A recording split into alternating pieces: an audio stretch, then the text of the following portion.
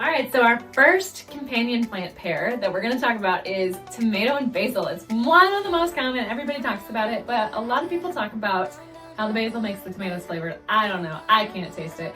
But what I do know is that basil also has the ability to repel those tomato hornworms, and basil goes well with tomatoes.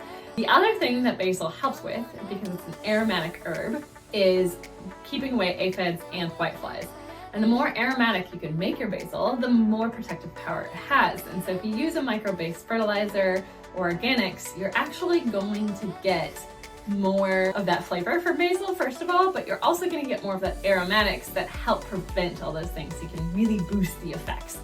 So how do you use it? You're going to plant about 2 to 3, maybe even 4 basil plants around your tomato plants. And they get planted about the same time. Neither one of those really likes the cold. So you're gonna want to wait until the soil temperature raises up to about 50 degrees. You wanna wait until after your frost date before you plant those so that you can get those benefits going and your plants don't sulk.